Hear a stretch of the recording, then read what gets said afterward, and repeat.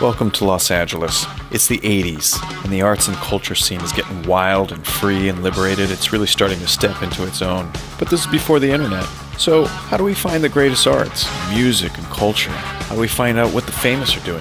Who's leading the fashion trends, and who is getting laid by who? Well, I'll tell you how. Shot 3.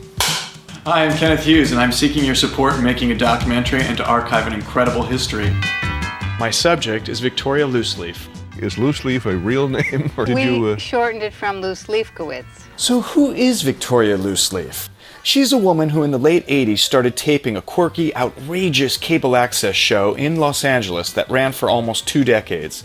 Starring the goddess of public access, Victoria Looseleaf. There was a law that public had to have access to a cable channel.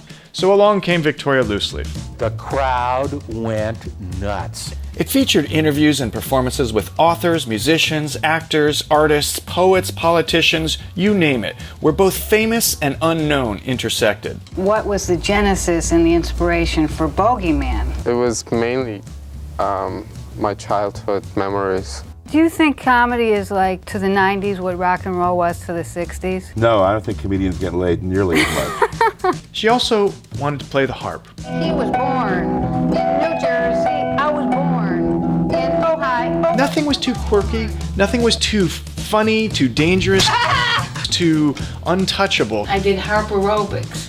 I got kicked out of the American Harp Society when that aired. Victoria ran in all the circles. The underground arts community. Show number 162, Kinky Friedman.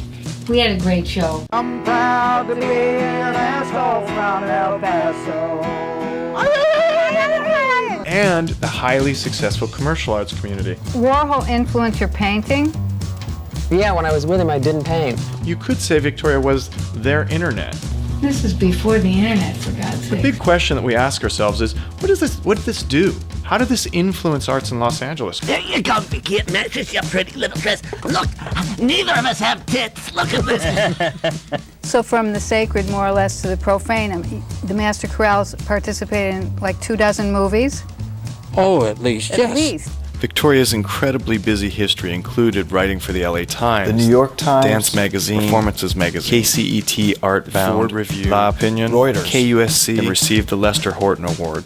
She has written several books, including a book on Leonardo DiCaprio, and just recently released a book of poetry entitled Isn't It Rich?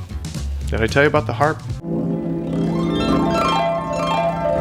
What kind of a program is this? We're doing 2 things. One is we're archiving all of these 400 plus interviews and shows. My linen closet, tapes everywhere, f***ing tapes.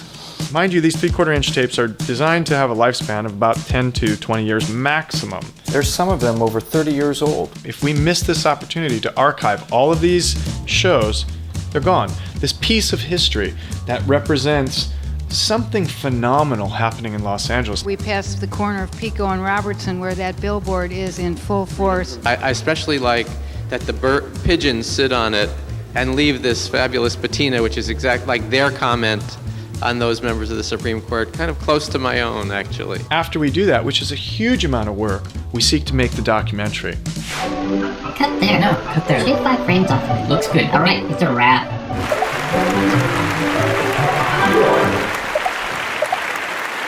We need all the philanthropists, historians, artists, local and relocated Los Angelenos, the miscreants, the deviants, the musicians, the poets, the gays, the straights, the journalists. We need to save our history. This was the antidote to the AIDS war and the failed war on drugs. This was the front lines of the video revolution, the war on arts funding and the NEA 4, and the great changes in unbiased journalism. It's all here, and it's worth our time and our support.